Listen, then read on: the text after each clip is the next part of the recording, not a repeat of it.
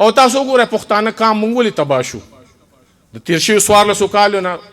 1400 کالو نه وګورئ زمونږ ټول کشران یو سیلاب زمونږ نه وړو یو سیلاب او کم طرف ته یې وړلو چې زما مشر نه پوهېدو زما پلار نه پوهېدو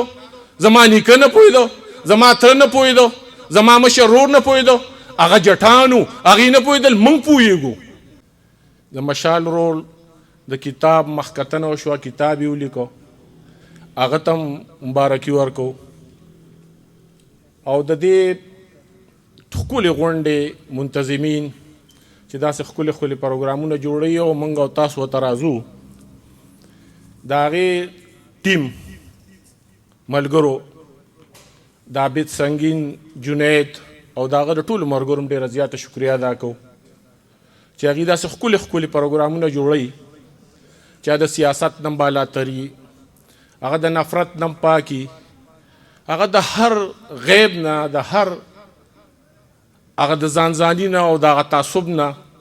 هغه پاک پروګرامونه او د ټول فکرونو خلک په داسې پروګرامونو کې شرکت وکړي نو یقینا زموږ خو دا ژوند د سیاست کوو د ووټ کار کوو د کام خبره کوو د وسایلو خبره کوو د امن خبره کوو د جمهوریت خبره کوو جرګه کوو تاڼه کوو تحصیل کوو سپورټس پروګرامونو لزو شاعرانو مرګرو پروګرامونو لزو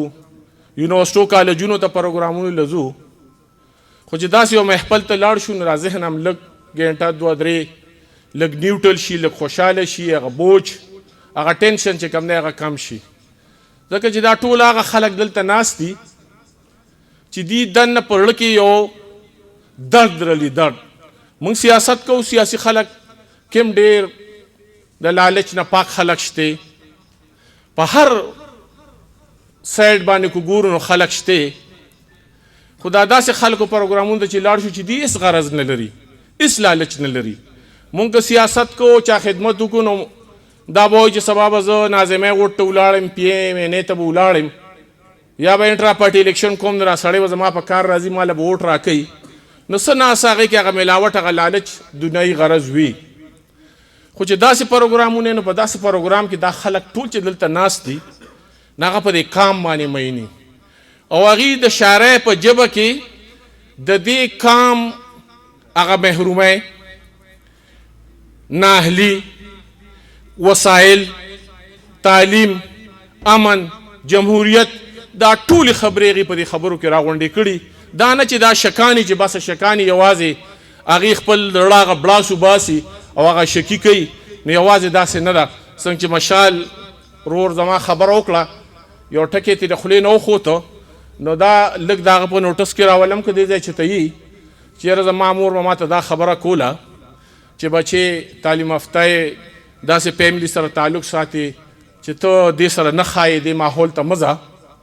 او هغه ټکې دا چې یاره هغه تعلیم یافته نه وه جټه وه نو ځکه یې دا خبره کوله زه دا منم چې هغه به تعلیم د هغې نه و خو مور او پلار د خپل اولاد دپاره جټ نشي کېدی مور او پلار چې د بچي له کوم تربیت ورکوي تربیت د خپل بچي لپاره جټ نه وي دی ورته ډېر لوی سوچ خاوند دي دغه مور او د پلار دا نن چې تا ته کوم مقام میلاو شو د مور مقصد هم دقه و غرض هم دغه و د هغه الفاظو هغه معنی هم دغه وه چې زما زوی له د الله دا مقام ورکړي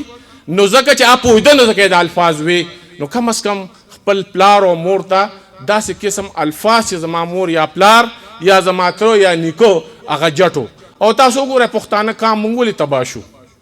د تیر شویو 1400 کالو نه 1400 کالو نه وګورئ زمونږ ټول کشران یو سیلاب زمونږ نه وړو یو سیلاب او کم طرف ته یې وړلو چې زما مشر نه پوهېدو زما پلار نه پوهېدو زما نیکه نه پوهېدو زما تره نه پوهېدو زما مشر رور نه پوهېدو هغه جټانو هغې نه پوهېدل موږ پوهېږو نو ځکه چې کوم دی نو موږ دغه لار اختیار کړې ده هغه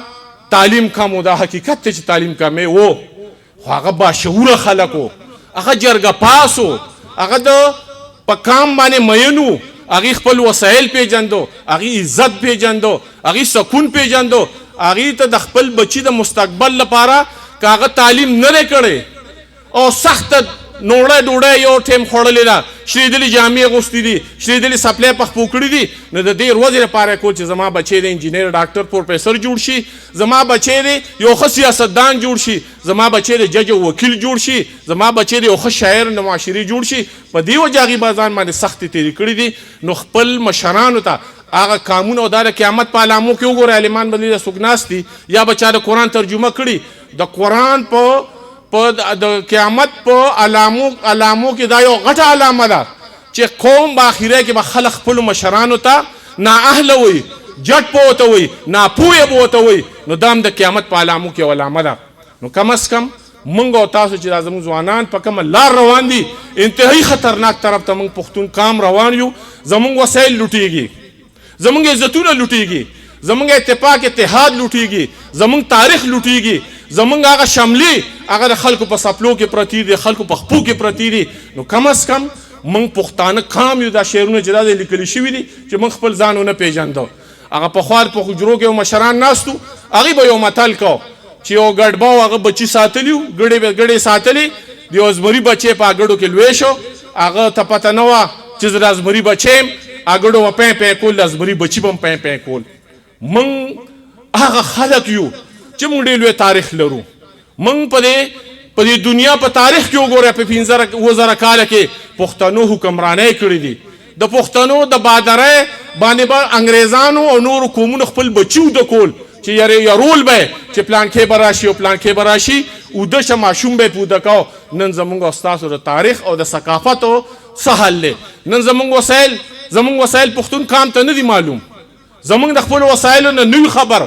د خپل صلاحیت نه نوي خبر. تاسو وګورئ ډاکټر قدیر پاکستان لا اټم بم جوړ کړی دی، په اسلامي ملکونو کې 1 نمبر او په ټوله دنیا کې په 1 نمبر اټمي طاقت دی. خو هغه بیا په فوټپات باندې ناست. موږ داسې قام یو چې خپل محسنانو سره څه کوو، هغه په فوټپات ناست دی، هغه جاړي وي زما هم دا یو پینټ دی، دا یو شرټ مې دی او 10 شلېدلي بوټان مې دي، زما دومره وس نشته چې زه ځان له نوی پینټ او شرټ واخلم او هغه امریکې ته بیا اخره کې حواله کېږي. چکلاله ایربیس ته د شپې راځي، امریکې غواړي د پاکستان جرنیلان هغه سړی امریکې ته حواله کوي.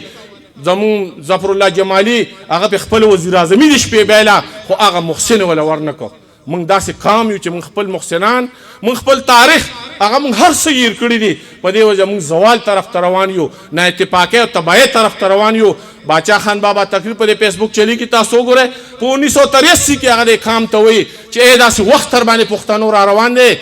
بچو داسې وخت تر باندې را روان دی چې لکه د چرګانو به هم خلک وجني، څوک به هم د تپوس نه، څوک به هم بچکولې نه شي، نه به تاسو بیا یو بل راغونډولی شئ. نو تاسو ته زه دا اپیل وی کوم چې بچو لږ سوچ وکړئ. تاسو وګورئ، تاسو نن MA لکان یې وي، تاسو یې تعلیم یافته یې، خو تاسو کې بیا هغه سوچ او هغه فکر او هغه سوچ در کې نشته چې موږ کوم طرف ته روان یو. نو زه یو وارې بیا